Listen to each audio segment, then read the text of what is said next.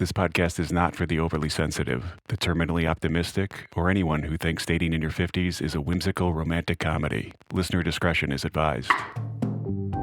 Warning, this podcast contains sarcasm, realism, and brutally honest relationship autopsies. You've been warned. This is Girls Can Tell. It's not me, it's you, with your host, Trent Erickson. Welcome to Girls Can Tell. This is the podcast where we expose the brutal truth about dating in your 50s, the bio fails, profile disasters, and personality red flags that nobody else wants to talk about. If you're just joining us, congratulations. You're now part of the most brutally honest dating support group around. And in today's meeting, it's all about your profile and how it might be tanking your chances of matching with someone in the first place. Let's start with the bios. Half-assing it? Don't. If yours just says fun-loving or no drama, congrats, you've said absolutely nothing. These phrases are the online dating version of elevator music, bland and forgettable. Even worse than that, leaving your bio blank. A blank bio tells me everything I need to know. You don't give a shit. You're not serious. Or worse, you think your face alone should be enough. Look, this isn't 1994 and you're gracing the cover of Details magazine. Remember magazines? Yeah, they were a thing. Look it up. Weird, right? Effort matters. And if you don't put any into 200 characters of text, I already know the little effort you're going to put into a relationship. Now get off your ass or get off the apps.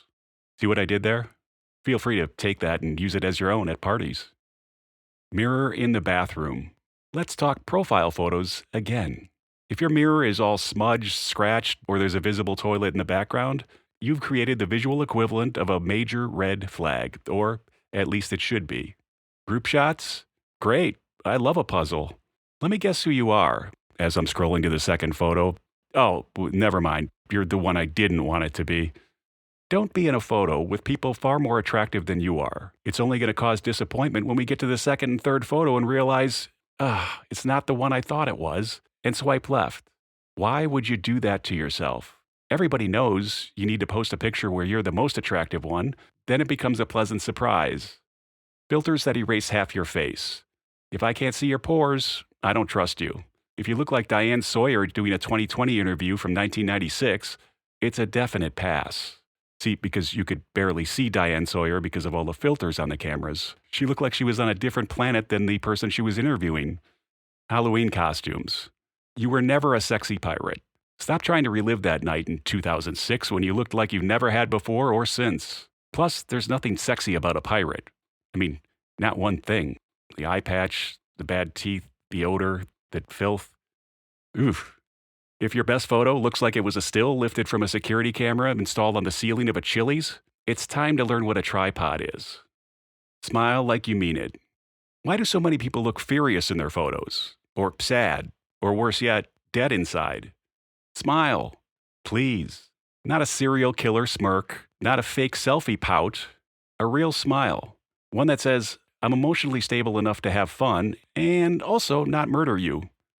Here's the takeaway. Put in the effort. Take 40 photos, pick 5. Smile. Wear something that fits or get your clothes tailored if you need to. Or bring them over to me and I'll do it for you. Please don't. Clean your damn room. And for the love of God, take a photo with the front-facing camera and not in front of the toilet. So I've been getting a lot of emails, some good, some bad, some, well, I can't really tell because it's written so poorly, but they're emails nonetheless. And I thought I'd grab one that indicates one of the more common issues you're asking about. Dear Trent, my guy friend told me my profile is too negative because I have a list of things I don't want on it. But I'm just being honest. Isn't it better to be upfront?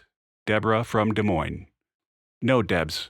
It's better to sound like you enjoy being alive and have a positive attitude overall. Think about how you feel after you read a profile filled with negative energy like that. I'm sure you don't go away feeling better about that person, or that it's someone that you'd even want to spend 5 minutes with, let alone have a relationship. A dating profile is not a Google review after a bad meal. Your bio shouldn't read like a ransom note, listing off your demands. All you'll attract is someone with that same negative energy. It should be fun and playful while providing insight into the kind of person you are. And here's another one from Mike in St. Louis. Dear Trent, I hate my teeth. so I never smile with them showing in photos. But I also feel like I'm not getting many matches because of it. Should I just keep smiling with my mouth closed or show them and risk never getting a date again? Mike, my friend, we're all hiding something. A bald spot, back hair, trust issues, and an uncomfortable relationship my friend Steve had with a pet ferret when we were kids. That's a different story. But here's the deal. People are going to find out eventually. So the question isn't if they find out, it's when. And you have to figure out, do you want to get rejected face to face after you've paid for dinner and drinks, or before they ever swipe right? And honestly, not smiling with your teeth doesn't make people think you have perfect teeth because they're already assuming you don't. It makes them wonder how bad your teeth are. Just own it. Be the guy with the imperfect smile, but a killer sense of humor and a great personality. You're better off getting rejected for who you are than accepted under false pretenses. This isn't catfishing, it's like tooth fishing. And while we're at it, let's talk about the closed-mouth smile craze that seems to be sweeping the nation.